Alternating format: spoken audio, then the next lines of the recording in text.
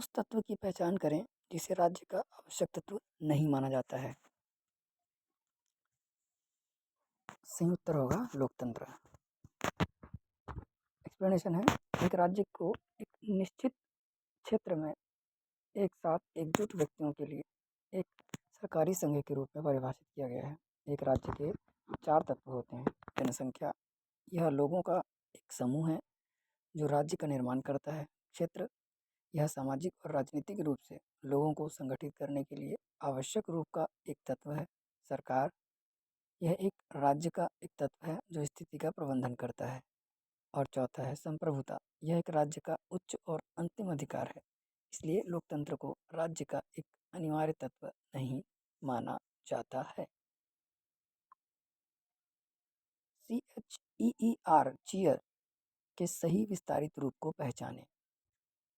Explanation होगा, CHEER radio के माध्यम से बच्चों को समृद्ध बनाने की शिक्षा के लिए इस्तेमाल किया जाने वाला एक संक्षिप्त नाम है, जिसका पूर्ण रूप है children enrichment education through radio. यह 3 से 6 साल के पूर्व स्कूली बच्चों के लिए एक शैक्षिक कार्यक्रम है। यह आंध्र प्रदेश, उड़ीसा, हरियाणा और उत्तर प्रदेश में संचालित एक योजना है। इस शैक्षणिक कार्यक्रम में रेडियो बच्चों और शिक्षक केंद्र के बीच संचार का माध्यम है। तीसरा प्रश्न बनता है, निम्नलिखित में से कौन भारत में शिक्षा के तृतीयक स्तर पर मुख्य शासी निकाय है? सही उत्तर होगा डी, UGC। भारत में शिक्षा के तृतीयक स्तर पर मुख्य शासी निकाय है। UGC विश्वविद्यालय अनुदान आयोग द्वारा इस्तेमाल किया जाने वाला एक संक्षिप्त शब्द है। यह उच्च शिक्षा के मानक को बनाए रखने के लिए UGC अधिनियम 1956 के तहत स्थापित किया गया था। इस आयोग की स्थापना केंद्र और राज्य के बीच समन्वय बनाए रखने के लिए की गई थी। यह भारत में उच्च शिक्षा प्रणाली को बढ़ावा देता है। निम्नलिखित में से कौन भारत के राष्ट्रपति की शक्तियों के बारे में सही नहीं है? ए, वित्त आयोग हर 5 साल के बाद की नियुक्ति करता है जो संघ और राज्य के बीच करों के वितरण की सिफारिश करता है। राज्य सरकार। CBI NPA के प्रमुख की नियुक्ति करता है। सी, वह समाप्ति से पहले लोकसभा को भंग करने की सिफारिश कर सकता है। और डी, संसद की मंजूरी के लिए युद्धों की घोषणा करता है और शांति समाप्त करता है। सही उत्तर होगा सी, अर्थात ए और डी केवल। एक्सप्लेनेशन है, राष्ट्रपति की शक्तियाँ नीचे दी गई हैं। वित्त आयोग हर 5 साल के बाद की नियुक्ति करता है जो संघ और राज्य सरकार के बीच करों के वितरण की सिफारिश करता है। थल सेना, नौसेना और वायुसेना के प्रमुख की नियुक्ति करता है। दोनों सदनों का सत्र बुलाना और उसका छात्रावसान करना और लोकसभा को भंग कर सकता है। संसद के अनुमोदन से युद्धों की घोषणा करता है और शांति का समापन करता है।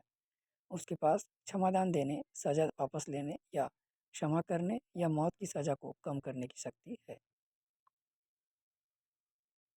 निम्नलिखित में से कौन NBA के बारे में सही नहीं है?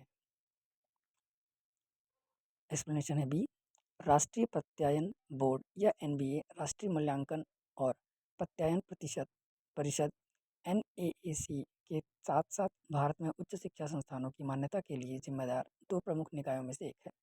1994 में NBA भारत में पेश किए जाने वाली तकनीकी पाठ्यक्रमों को आवधिक मूल्यांकन करने के लिए AICTE द्वारा स्थापित एक स्वायत्त निकाय था। इसके पास संस्थानों या कार्यक्रमों को मान्यता देने या मान्यता प्राप्त करने का अधिकार है।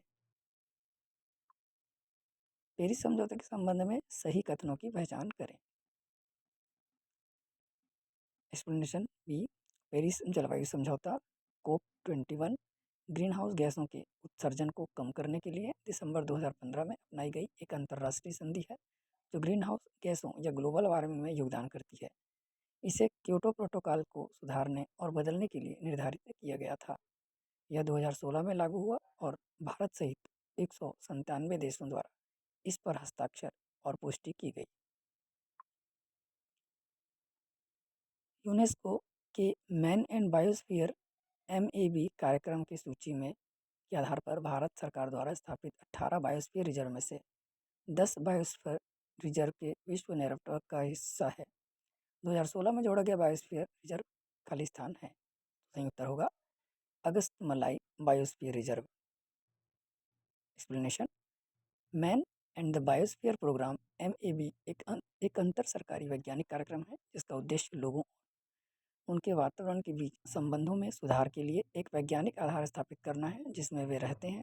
यूनेस्को ने इसे 1971 में लॉन्च किया था। अगस्त्यमलाई बायोस्फीयर रिजर्व केरल और तमिलनाडु राज्य में स्थित है। यह 2016 में विश्व नेटवर्क ऑफ बायोस्फीयर रिजर्व का हिस्सा बन गया और यह यूनेस्को की बायोस्फीयर रिजर्व की विश्व सूची के अंतर्गत भी है। गैर पार्टियों के साथ व्यापार के नियंत्रण के संबंध में निम्नलिखित में से कौन सा प्रावधान सही है? अनुच्छेद 4। एक्सप्लेनेशन, प्रोटोकॉल पर 1987 में हस्ताक्षर किए गए और जनवरी 1989 में इसे लागू किया गया। प्रोटोकॉल ओजोन परत की रक्षा के लिए ODSS के उत्पादन और खपत को कम करने के प्रावधान देता है। डेटा की रिपोर्टिंग अनुच्छेद 7। गैर अनुपालन लेख, गैर पार्टियों के साथ व्यापार पर नियंत्रण अनुच्छेद 4। नियंत्रण के उपाय अनुच्छेद 2। भारत में अधिकतम प्रतिशत मैंग्रोव किस राज्य संघ क्षेत्र में है? संयुक्त उत्तर होगा पश्चिम बंगाल। पश्चिम बंगाल में भारत में मैंग्रोव कवर के तहत सबसे अधिक प्रतिशत है। इसके बाद गुजरात, अंडमान निकोबार द्वीप समूह का स्थान है। हाल ही में भारतीय वन क्षेत्र FSI गुजरात, महाराष्ट्र, उड़ीसा वन प्रकार और जैव विविधता के अनुसार शीर्ष 3 राज्यों में मैंग्रोव में वृद्धि हुई है। निम्नलिखित में से कौन मानव पर्यावरण अंतःक्रियाओं का उदाहरण है? संयुक्त उत्तर होगा पहला है प्राकृतिक संसाधनों का उपयोग, दूसरा है वनों का कटाई, भित्ति चित्र व एरोसोल का उपयोग, उपरोक्त सभी। एक्सप्लेनेशन, मानव पर्यावरण संपर्क के बहुत सारे उदाहरण हैं जैसे खनन, तेल और गैस ड्रिलिंग, वनों की कटाई, कूड़ेदान, प्राकृतिक संसाधनों का उपयोग, ऊर्जा संसाधन आदि।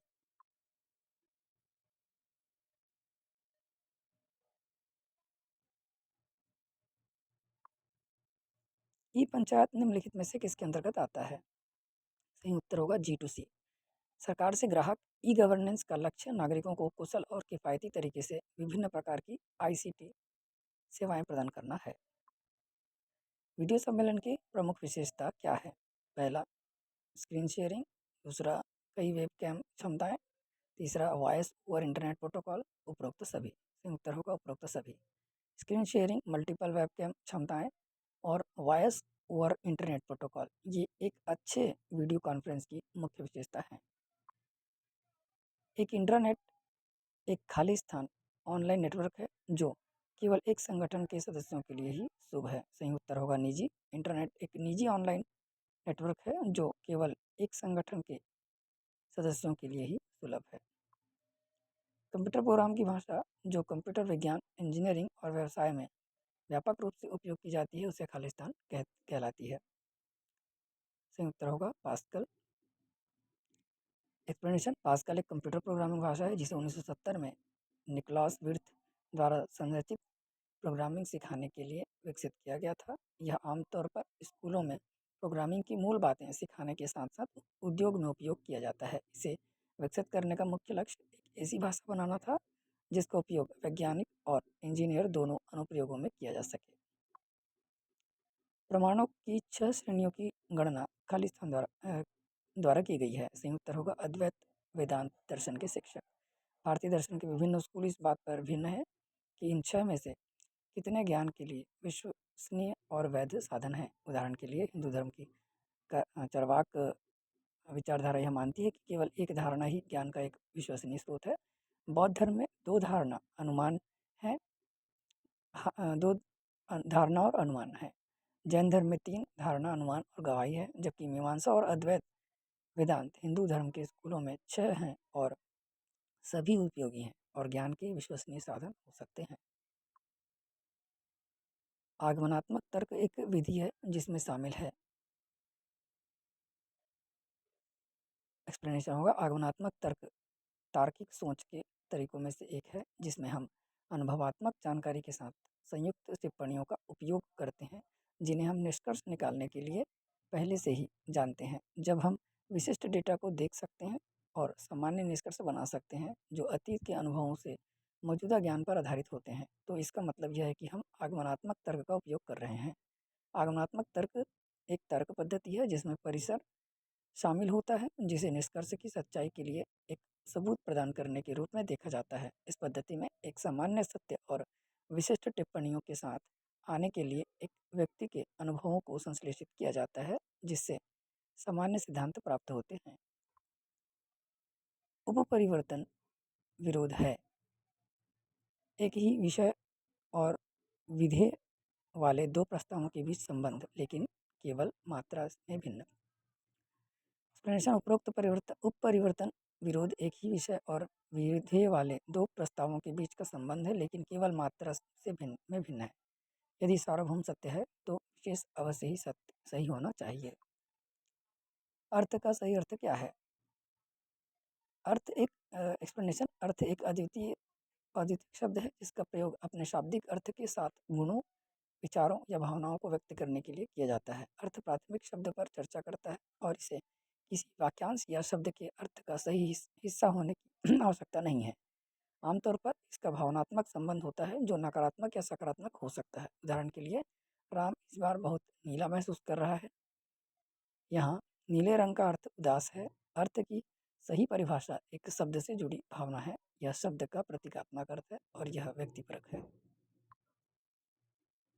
यदि तर्क निम्नलिखित में से किससे अपील करता है तो परीक्षण द्वारा भ्रम की जांच की जा सकती है। एक्सप्लेनेशन तर्क में भ्रांति एक प्रकार की त्रुटि है। भ्रांति से संबंधित तर्क प्रेरक नहीं होने चाहिए। इसे अनजाने में बनाया जा सकता है या दूसरों को धोखा देने के लिए जानबूझकर भ्रम पैदा किया जा सकता है। यदि तर्क लोकाचार लोगों और पाथोस के लिए अपील करते हैं तो परीक्षण द्वारा भ्रम की जांच की जा सकती है। इसलिए विकल्प डी सही है। एक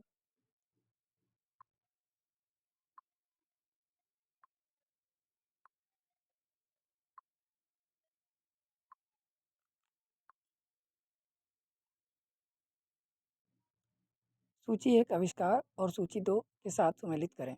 वर्ष संचार मीडिया के क्षेत्र में आविष्कार पहला समाचार पत्र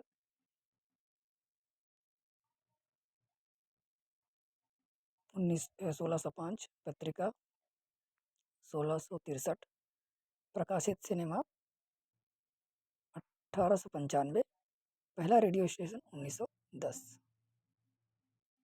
एक्सप्लेनेशन जर्मनी भाषा में जोहान कैरोलस ने 1605 में रिलेशन एलर फुर्नेमन und डेजनॉर्वेगिंग हिस्टोरियन सभी विशिष्ट और यादगार समाचारों का संग्रह एक प्रकाशित किया, जिसे विश्व द्वारा मान्यता प्राप्त है। समाचार पत्रों की एसोसिएशन दुनिया के पहले समाचार पत्र के रूप में 1963 में एक जर्मन कवि जो हार्ट रिस्ट ने दुनिया की पहली पत्रिका मानी जाने वाली रिपब्लिक मैंथास मैनाथस अंटरिगडम नामक एक साहित्यिक और दर्शन पत्रिका शुरू की। 28 दिसंबर 1895 को दो फ्रांसीसी भाइयों जिन्होंने सिनेमेटोग्राफ नामक कैमरा प्रोजेक्टर विकसित किया ने पेरिस के ग्रांड कैफे में दुनिया की पहली व्यावसायिक फिल्म भी दिखाई। 2 नवंबर 1920 को पिट्सबर्ग पेंसिल्वेनिया में अपने उद्घाटन शो KDKA के रूप में राष्ट्रपति चुनाव के परिणामों के साथ, जिसने अक्टूबर 1920 में अपना लाइसेंस प्राप्त किया और पहले US लाइसेंस प्राप्त वाणिज्यिक प्रसारण स्टेशन के रूप में प्रसारित हुआ।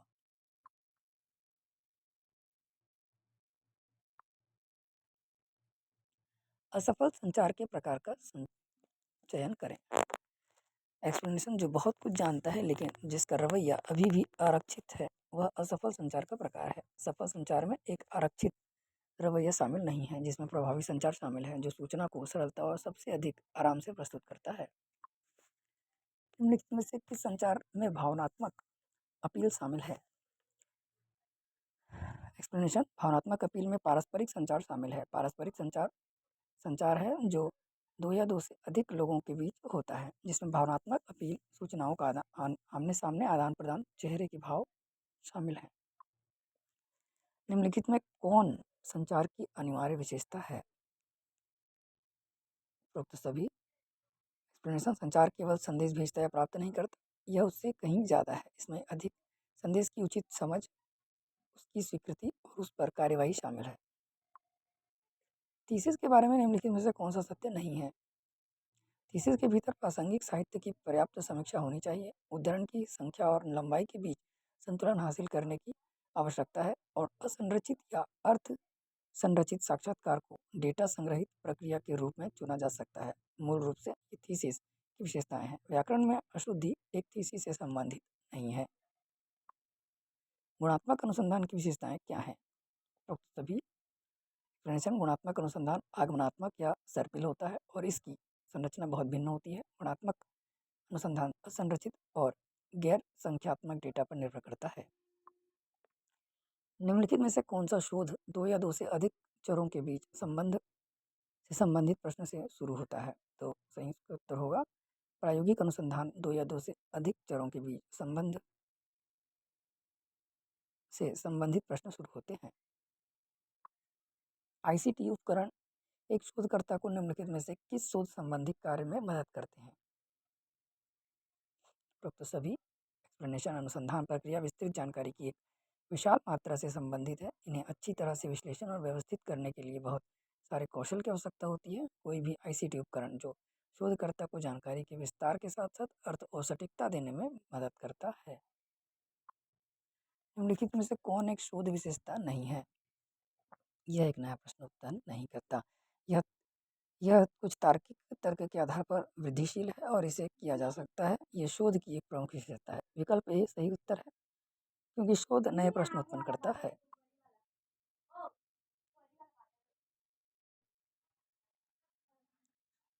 पारंपरिक तरीकों में दृष्टिकोण खालिस्तान और खालिस्तान उन छात्रों का पक्ष लेते हैं जिनके पास पहले से सामग्री या कई संदर्भों में एक्सपोजर है। सही उत्तर होगा प्रस्तुति और परीक्षण। पारंपरिक तरीकों में दृष्टिकोण प्रस्तुति और परीक्षण उन छात्रों के पक्ष में है जिनके पास सामग्री या कोई संदर्भ में संसर्ग है।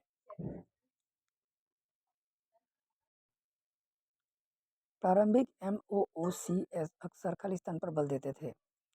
एक्सप्लेनेशन है MOOCs बड़े पैमाने पर खुला ऑनलाइन पाठ्यक्रम है। MOOCs अक्सर ओपन एक्सेस सुविधाओं पर जोर देते हैं जिसमें सीखने की सुविधा शामिल होती है जो छात्र को सीखने में मदद करती है। सामग्री की खुली लाइसेंसिंग जिसके लिए सामग्री की आवश्यकता होती है वह अद्वितीय और समझने में आसान होती है और संरचना और सीखने के लिए लक्ष्य को जो मुख्य रूप से छात्रों के सीखने पर केंद्रित होते हैं।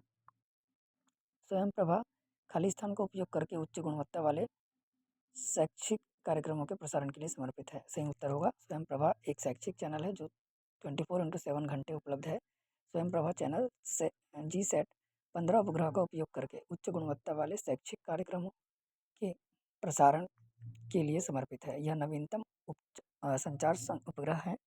इसे 10 नवंबर 2015 को सफलतापूर्वक लॉन्च किया गया था।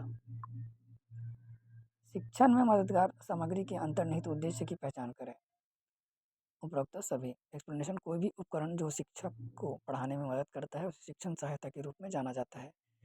वे उपकरण पारंपरिक उपकरण जैसे ब्लैक बोर्ड, फला ब्लैक बोर्ड या आधुनिक उपकरण जैसे टैबलेट, प्रोजेक्टर या वैज्ञानिक उपकरण जैसे दूरबीन, सूक्ष्मदर्शी हो सकते हैं। यह शिक्षार्थी को पढ़ने की समझ के कौशल में सुधार करने, एक कौशल को मजबूत करने और चिंता को दूर करने में मदद करता है।